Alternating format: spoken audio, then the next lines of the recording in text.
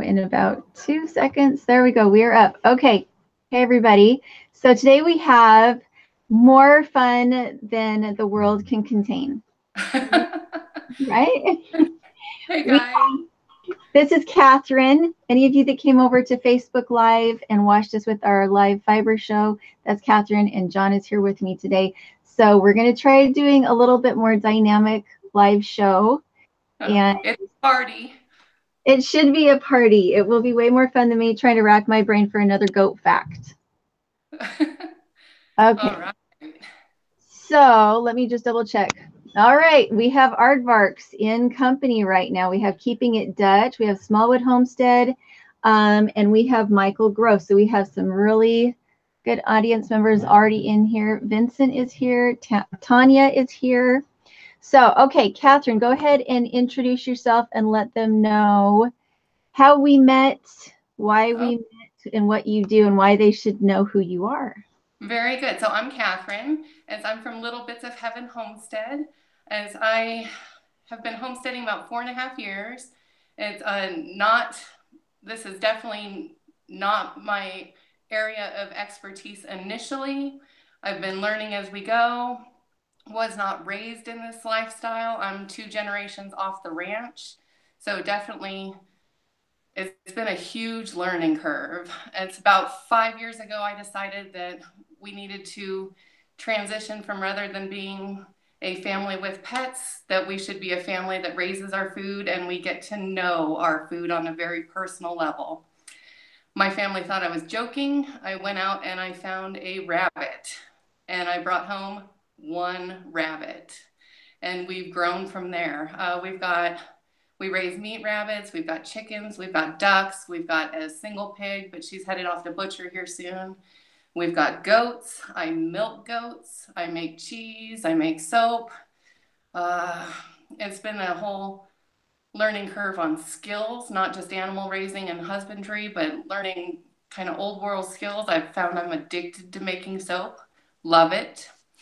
Julianne and John, I met them and their family when they were doing the RV tour across the country. And I also write a column for my local newspaper on homesteading. And so while they were out, I sent them an email because I found out that they were here locally in my town. And so sent them a copy of my weekly column for that week and a picture of me and said, would love to meet you guys. And so we got together and spent, nearly a week together? We were, I think, Silver City was, I think, our 2nd longest stay, and Catherine was a big part of that. We felt like we had some home and some family and some friends for the girls to play with. I think and my little one still asks about your girls. Yeah, and it was so fun because she did have a homestead. It was already established. It wasn't like a wannabe dream in the future. It was current, and we went to some fun community activities. And we've kept in touch since then. One thing that we're going to be working on is that the soap that Catherine makes, we're going to try having it in my Etsy store and see how that goes. And we're doing all sorts of fiber stuff together here in the near future. So we're kind of trying to make it a little bit more community and a little bit more rounded what we're doing here on the channel. And we're excited. We're going to try and have Catherine on Saturdays on Facebook Live, and then we'll probably have her come here and help with live shows when she has time. So everybody make her feel welcome. So it looks like we've got people from New Mexico, Jim Bodie from New Mexico, we have North Carolina, we have Scotland, we have Minnesota. All right. Well, hello, fellow New Mexicans. Right. Okay, so before we start, we did want to mention that we have lots of plans for the summer. Things are starting to come together.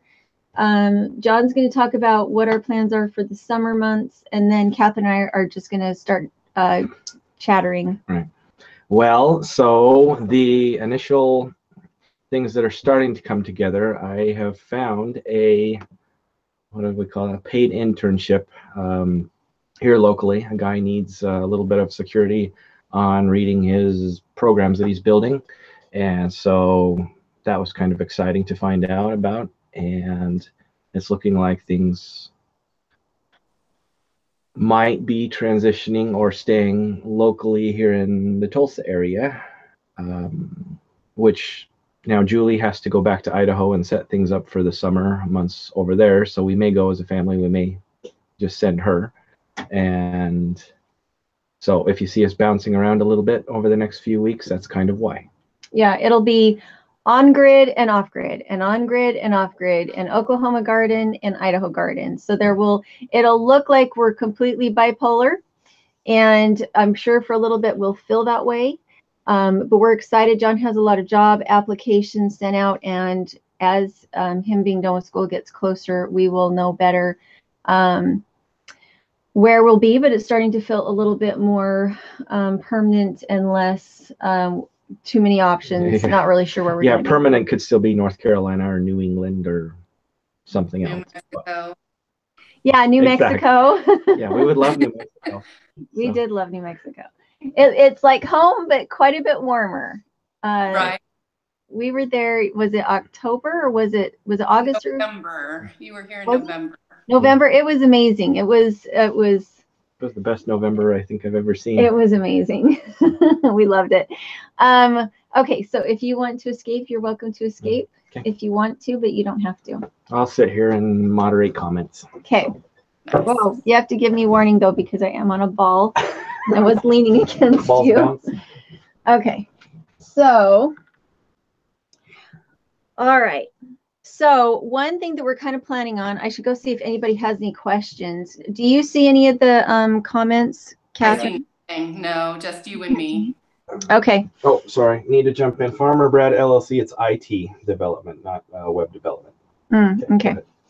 All right. And thank you, everybody, for their congrats. Yes, everybody says congratulations. So, oh, and Doug and Stacy just made it. Hey, Doug and Stacy. So we will be with Doug and Stacy on the 5th and 6th of May at the Bakers Creek Spring Planting Festival. I think now that we have known about it for months, I think I might actually have the name of the event and the right date. Let's see. Let's make sure we don't have any questions. So let's see. And it looked like there was a question. Nope, there wasn't. Okay.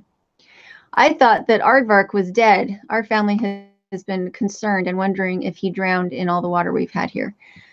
We have had ice storms, and we have had...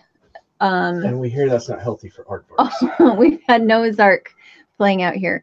So, okay. So for any of you who missed the Facebook Live, what Catherine and I did is we got together, and on my end, I was doing wool preparation and wool brushing, and on Catherine's end, she was doing the same thing, but as a beginner, she was more asking questions about how it worked. And that's, we're kind of trying to figure out how to create a dialogue there so that beginners can come in and feel comfortable. Wouldn't you say, Catherine? I do, yeah, and I did more sitting here and awkwardly asking questions more than contributing anything helpful. Well, and on my end, what's nice is that sometimes I look at something and I don't realize that I jumped 10 steps ahead. And I think a lot of people, when they first start spinning or when they have something else like soap making, when you've been doing it for a while, if you don't have somebody that's just starting out to ask questions, it's like if you wrote a paper explaining to someone how to brush their teeth. You have to actually slow down and think, okay, did I skip a step there? So maybe even in the future, I think it would be fun. Do you think it would be doable to do a class on soap making? That would be fun. We could definitely do that. And switch it and have it on your end instead of me teaching spinning. Catherine has so much that she's doing. Always busy, but we have a lot of the same, very similar skill sets, and which is why I think it would be really fun to do some of these live shows and have Q&As from people watching live. And the reason we're doing this is because Facebook Live seems a little bit easier to play with than sometimes this platform is. Let's see. Smallwood Homestead said, I love making candles and soap. Been doing it for 30+ years. And I think it's fun when the viewers can come in and offer suggestions. Wasn't there somebody, I think it was it Tanglewood? What was the name of? Is it Tailspin? Was it Tailspin? Tailspin? Oh, I'm terrible at this. Tailspun Farm. I think she was on Instagram. She came in and she raises Angoras. And so we were just talking about fiber prep and how to brush wool with your big combs. And she came in and started talking about how she doesn't raise sheep. She raises Angoras. So even though I've worked with sheep's wool all my life, most of my more professional experience with it has been in like probably the last 3, maybe 4 years. It was really fun to have somebody else who was kind of curious about what we were doing come in, and it turns out they were an expert in their field. So they started talking about the Angoras, and we were able to chat about what their fiber was like. So anybody here who, maybe that has suggestions, maybe people would be more interested in seeing somebody make soap than they would be to have somebody showing how to use wool. And so that's. This is big and ambitious, but I want to do it all. This Would has that be been fun? part of my adventure. And I may not be an expert in anything or even really one certain category, but I'm loving the exposure to lots of different skills and being able to really expand my own horizon. So I love when people jump in and contribute. Well, and it makes it more fun for us. Yes. Let's see. So somebody asked if you're using lard or tallow to make soap. I've used lard before. Typically, I don't. I do have 100 pounds of pig fat in my freezer that I need to render and plan to incorporate it into soap. Okay. I have used, or let's see, not me. My mom used lard. And I remember it absolutely stunk the house up so bad. It was that's part of my hesitation on rendering, is I'm not real excited about going through that process and the smell. Let's see. I'm trying to make sure they can see both of us. Are you able to see both of us, honey? When you bounce back and forth, yes. It is? Okay. Question on the rendering, though. What about using a camp cooker and doing it outside? I think that's one of the reasons. I know Doug and Stacy were doing a summer kitchen. That was probably one of the reasons they were doing it. I know they were planning on doing canning out in their summer kitchen.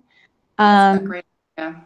Right? For me, if you are going to do it outside, I think you want a screened-in kitchen, because otherwise the smell can attract critters and bugs, and you're not going to use it for food. So if you get flies or stuff inside the lard, because at the beginning the lard is solid, it's just meat and fat inside the pot, and so if you have it's warm during the year, you're going to have flies getting into it if it's not screened off. Right. But flies and bugs could make abrasive material to help the soap work better. I think they just dissolve, to tell you the honest truth. Okay.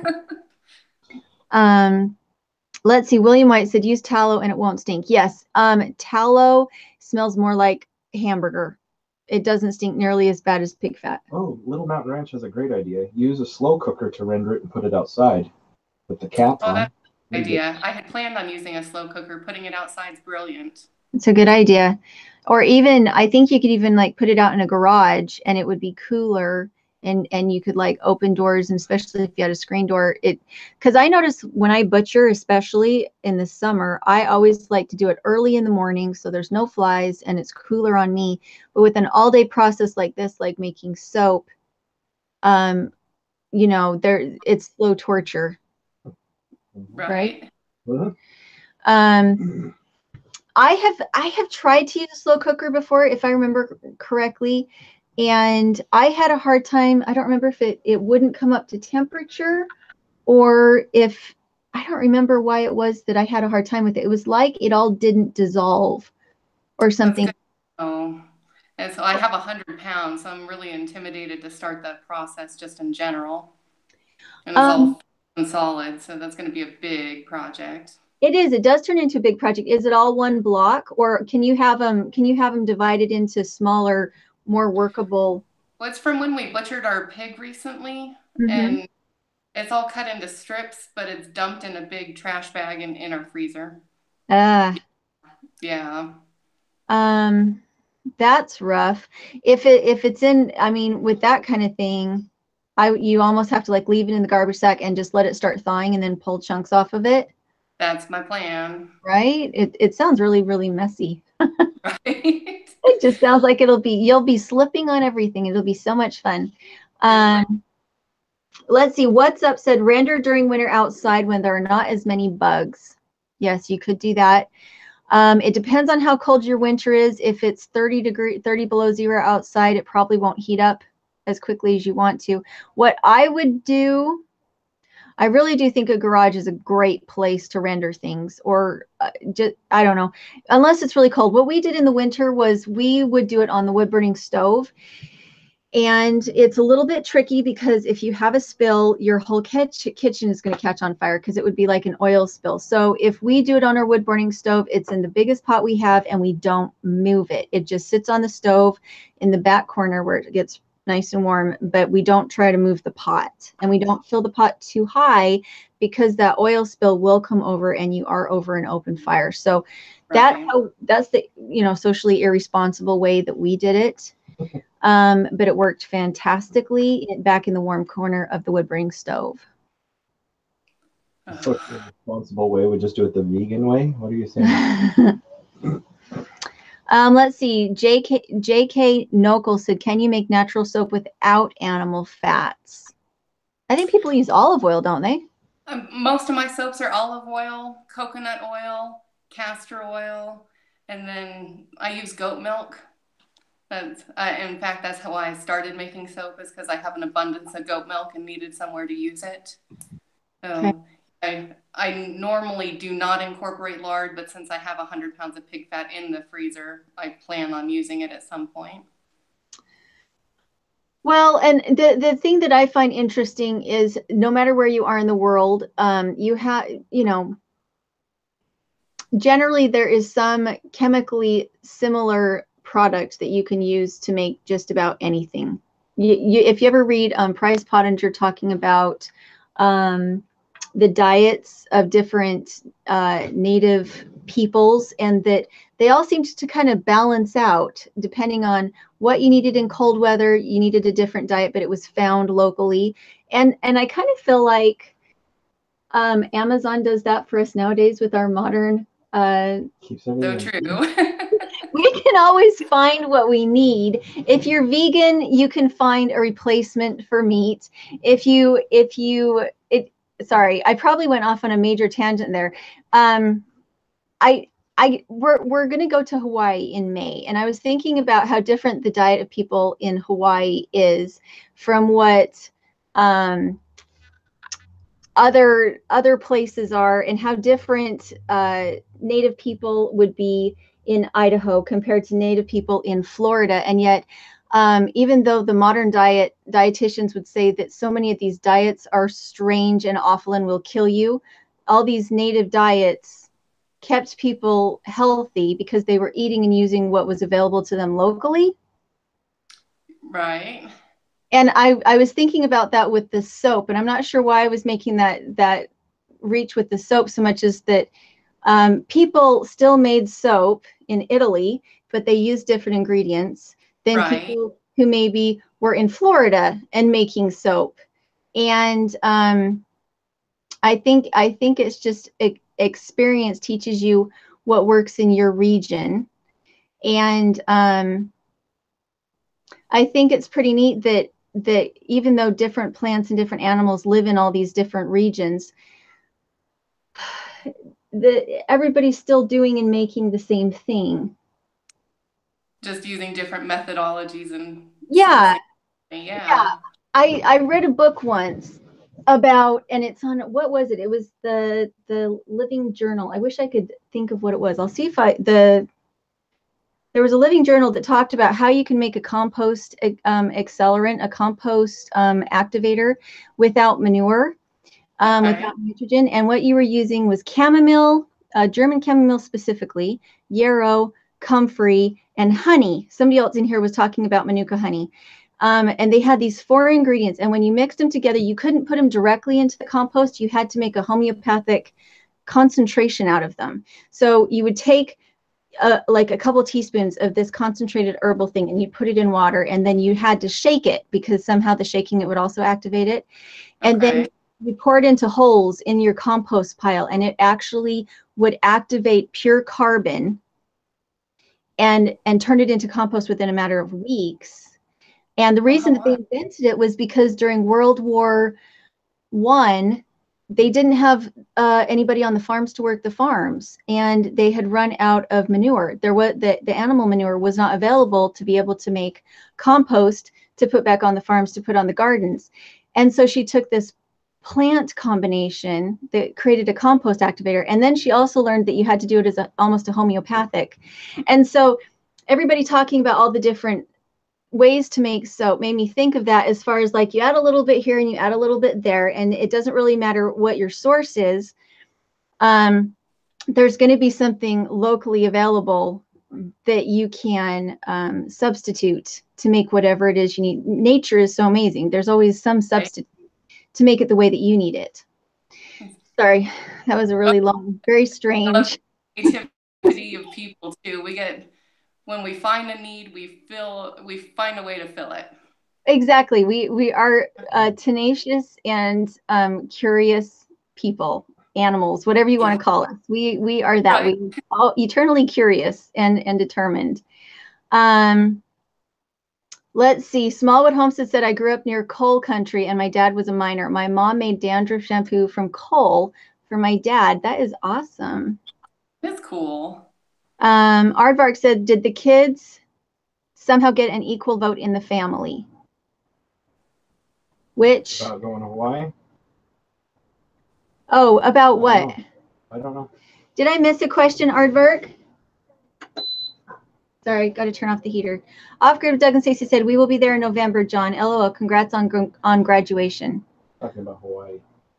Hawaii? So you're going in May just for fun? I was like, no, we're trying a marathon travel sprint. What's happening in May is that I will be, if you guys remember, the Honeydew Carpenter. So the Honeydew Carpenter, they started their channel because Melanie had this lifelong dream that she wanted to go to Hawaii. And the only way that I knew to help her with that was to help her start a YouTube channel so that she could afford to go to Hawaii. And they have done such a great job with their channel that now here we are, and we decided that I would go with her. Her husband wasn't really that interested in going to Hawaii, so Melanie and another friend of ours and I will be going to Hawaii in May to celebrate the how well their channel has done. So when she says we, she actually means her, or we being Melanie, Julie, and friend. Me being Melanie, Julie, and friend. Mm-hmm. Yes. Okay, so Kanzi said we would scrape the bark off cedar trees for body scrubbers. That sounds really abrasive. Does it work? Exfoliating, though. We're so exfoliating. Take the skin right off. It's like a pumice stone. Leaves. Well, so did it come off in like big strips, and would you use it in the bathtub? It's like a wire brush, is what it's like. Let's see. Martha said, I have used coconut oil, olive oil, and lard. Love coconut oil for the lather with a bit of lard to make it last longer. That's awesome. Adventurous Aardvark said the kids just mutinied. Did they? Why did the kids mutiny? Because you're going to Hawaii. I don't know. The kids are going to be with Granny for that time. Yeah, so they don't mind. Yeah, the kids don't mind because they get to go stay with Granny. So it's 3-1, and Dad's protests are like, whatever. So that I'm staying here and on the mainland, and you get to go to Hawaii. So. Well, we won't go there because the girls got to go to Granny's and you didn't have to watch them, remember? Right, that's true. That was the deal. Oscar with Doug and Stacey said, better see some fun videos from Hawaii. Yes, we are trying to do that. And the other thing is, let's see, Catherine. So I do have another channel. It's called Natural Happy, and I am going to try and get some of my best girlfriends to come and do some live shows and some collaborations with me over on Natural Happy, things that are not necessarily as related to homesteading.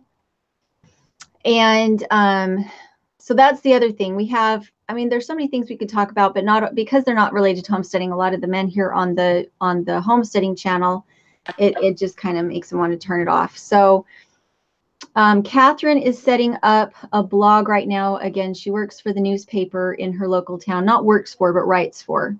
Right. I'm an independent contractor, I guess. Yeah. And so she is going to set up a blog and try to share the same information that she shares in her articles on her blog, and she will have other amazing things. And so we're trying to get that off faster rather than not. Right. Well, I initially contacted Julie asking about helping me with a blog, and then I ended up here instead. So, well, blog in the works. It's so much easier to show somebody how to do something if you just do it with them, and if you dump them in the deep side of the pool, you don't have a choice, do you? Right. So we're excited about all of that. What was it? My husband keeps coming and changing things, and sorry, so you're I'm hogging the really camera, so I'm not. I wasn't hogging the Go camera. ahead. I'm trying to remember what it was I wanted to say about Catherine, but now I can't remember.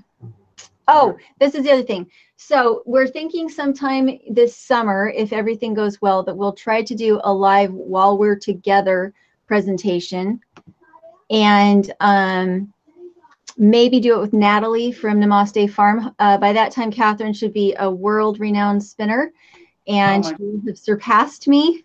And we'll go with Natalie is kind of what I'm hoping. And Natalie is Southern California, so it's so we'll have like maybe I'll go down and see Catherine, then we'll go up and see Natalie. So that would be fun. It would be super fun. Yeah.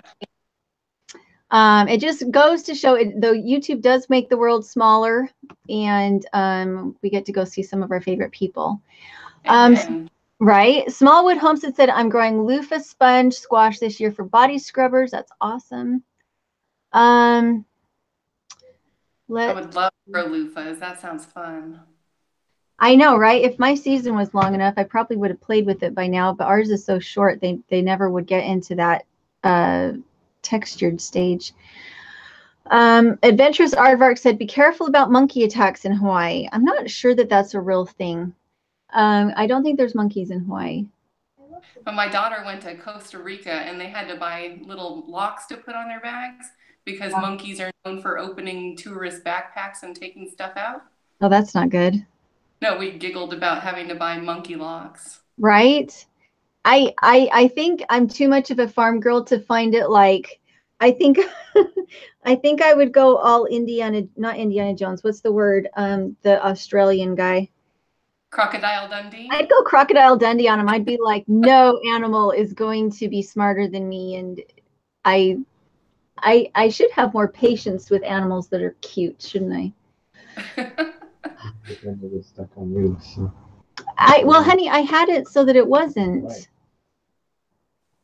But you keep coming over here and playing with it. I had it changed, and then you came back. I didn't. I actually didn't touch it. If you need to come change it, you can, because I didn't touch it. I didn't touch it. You touched it. So it looks like. So Catherine William White is asking again, where do they find you and your internet presence? Me? Yes. Do you have any yet, or we're I'm still on Facebook. I have a Facebook group called Homesteading - Little Bits of Homestead, or Little Bits of Heaven. Did you put that in the description? Did you say that earlier? Yes. I put it to your group link. Yeah. So Homesteading - Little Bits of Heaven. And hopefully, hopefully it should be there. It Julie should be right into the 21st century. I've got to do things like sign up for Instagram, and she gives me homework every time we talk, and I'm slowly chipping away. Unfortunately, anybody that is my friend that has asked for help on it, I have a tendency to call in the middle of the night and say, oh, you got to try this now. I think this is what will make it so that your channel will really take off. And I think sometimes they wonder if we're real friends or if I'm just kind of some frantic bipolar chimpanzee calls in the middle of the night like, I got an idea. No, I love it. Well, good. You're also patient. Okay, Shay Smile said, where can I order bulk coconut oil for making soap, and what is the average cost? What do you? I buy mine at Costco. I've looked around for bulk, and Costco seems to be the most affordable. They've got organic, cold pressed, unrefined. So that's what I've been buying. Okay. Oh, Kanzi says that snakes are the most dangerous in Hawaii, and watch out for the drug dealers. Thanks, Doug and Stacy, for putting up her Facebook group. Oh, thank you. Oh, poor Chelsea. Little Mountain Ranch is also one of my friends that I'll be like, oh, you got to try this thing. So thank you. I appreciate the little heart and all of your patience. Okay, so let's see what time we are. We're half an hour in. Does anybody have any other questions? Catherine and I, again, are going to be doing the Facebook Live next Saturday at 11 o'clock Central. We're going to do how to spin coarse spun yarn, which is, in my opinion, the best way to learn how to spin, because then your wool is not dependent upon the integrity of your drafting. Instead, it is it's more about the strength of the thread that you're spinning onto. So we're going to do that. Beautiful. That's exactly what I need. Right? It'll be fun. It'll just make me wish that we were actually spinning in person. Right. Okay, Swamp Creek Cabin said, Julie, we love your bipolar crazy ways. I am totally bipolar, and I do have crazy ways, and I, again, appreciate your friendship and forgiveness. Okay, Candy said, why are you guys so awesome? We love your videos. Keep up the good work. Cheers. Well, thank you. You are amazing and kind. Smallwood Homestead said, have you ever carded and spun fiber plants like flax or bamboo? Yes. I have to say my first love is wool, though. Wool is so easy. I have done the others. I have done cotton. What were you saying, Catherine? Oh, I didn't say anything. I just looked at my chickens running outside. Oh, gotcha. Okay. I have done plant fibers, and they are a little bit trickier. They have a tendency to not have, well, they really don't have crimp, and it's crimp. Crimp is kind of like that warble that you see running up the length of your wool when you cut it from the animal. Crimp, and crimp helps it hold on to itself.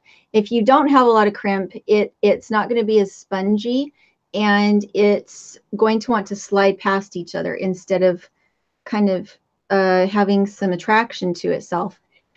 And so plant fibers have a tendency to be slick and thin, and a lot of times they're very short, and so you have to draft them in a very particular way. You have to prep it in a particular way. And if you try to spin plant fibers anyway but the traditional way, a lot of it, like for cotton, you want the charka. It's a little lap. It's a little lap, not a wheel. It just looks like this little box with a string around a wheel here and a wheel here. And the way that they spin is they make a puny, which is to card and then roll up what looks like a little joint. It actually looks like a joint, or a homemade cigarette. A home rolled cigarette is what it looks like. And you draft off the tip of what looks like this little cigarette, and what's actually turning the wheel is your hand and this little knob, and that will make thread. However, that's not how cotton comes to you when you're spinning cotton from just a big piece of roving, which is cotton that's already been cleaned. You haven't prepped it, so you can't just sit there at your spinning wheel and ply off it very well or spin off it very well, because the fibers are too short, they're too slick. Instead, you have to create a fold. You have to take off a piece about that long and fold it over your finger, and then fold from and then spin from that fold. But it's never going to be as nice as doing it from a puny, because the puny, cotton is meant to be thread. It's not meant to be wool, or it's not meant to be yarn. It's meant to be thread. And so if you can't get it to draw off thin enough, instead what it creates is this kinky, nasty, yucky, unfriendly, more like cordage, if you can get it to work right. So the traditional way of doing things with the traditional tools, it takes practice. It's not something where you just sit down at the wheel and suddenly go at it. All of these traditional skills take a lot of practice to master, and it's always best to learn from somebody who's done it for a long time, who can, if they're going to show you a new way, they need to show you the traditional way first, so that you can kind of gauge what it would look like if you were using it in daily textile methods. Okay. Little Mountain Ranch said, Catherine is doing a great job on the Facebook page, loving her updates. Isn't she amazing? She does great little, she puts in cute pictures and she asks questions. Kenneth wants to know if we'll put the Facebook Live video on YouTube. What are your thoughts, Catherine? Go for it. great video. Okay. We will see. Where I'll probably put it is on my other fiber channel, is on Fiber Flirtations. And that is a new channel where I put all of my fiber type videos. So if everybody wants it, I'm not going to put it here on Dirtpatcheaven. I'll put it on Fiber Flirtations. Good luck finding that one, because I am not sure that I have the link to it. And if a channel isn't looked up very often, then it generally won't actually find the channel, even if you put it in right when you search I for didn't it. have a problem finding it the other day. Did you find it easy? But it popped right up. Oh, did it? Well, that's good. Okay, then everybody go look for Fiber Flirtations. It's there. And we'll put it up. Although I'm not exactly sure. I'm not actually sure how to download it off Facebook, to tell you the honest truth. I'd have to go look into that. Yeah, I don't know either. Okay, Josh and Mandy said, what do you do with your rabbit pelts? What do you do, Catherine? I put them out in the garden for compost. That's what I do too. Right? I was saving them. I had a whole freezer full of them, and then my husband got annoyed because we had a freezer full of pelts and no room for food. Is that so what we I put them out in the garden. That's what we do too, huh? We hung them on shelves and try to use them as hide. The girls would take an occasional really nice hide, and they would go and turn it inside out and dry it. And the girls played with it. I have done hide curing before, but I found that I didn't like to use the chemicals. The chemicals you have to use in order to quickly and effectively. Honey, seriously. Have you done egg? What's that? Have you done egg tanning? It's like brain tanning, but with egg yolk. That was my plan. I haven't done it yet. I've done brain tanning. I have not done egg tanning. I have used salt to create a green hide. But as far as the softening and actually in getting the membrane off the hide, that's the part that I find the most tedious and the most difficult and the most frustrating, whether I'm working on a calf hide or on a rabbit hide, is getting the membrane off. It is very time consuming to do that. And if I just butchered a sheep, or if I just butchered a rabbit, my first concern is to get that rabbit into the freezer, or to get the carcass of the sheep hanging in the smokehouse. And so for me, it's always about, I want to make sure I don't waste the meat first and foremost. And so instead, what I do is I move the deep mulchicide around my fruit trees. I put the hides in there, and then I cover it back up so it feeds my fruit trees. That's what I've been doing too. And it works, right? I mean, they dissolve. They're gone by the next season. Right. Let's see. Southern Arc Homestead made it. I don't know why I just went so southern there, but I sure did, didn't I? Okay. Any other questions, guys? I am super ready for a late Sunday night nap.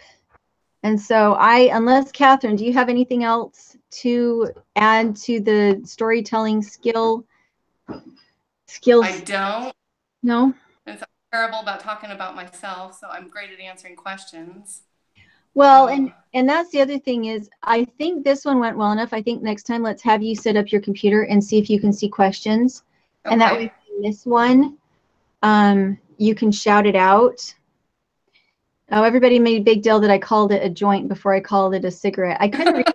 I haven't smoked either the joint or the home rolled cigarette, but it's a very distinctive shape, and I think it's actually closer to a home rolled cigarette because it's very pointy at both ends. I think that's that when I'm talking about the puny, the cotton puny. Okay, then everybody mark your calendars for next Saturday at 11 o'clock Central on Facebook.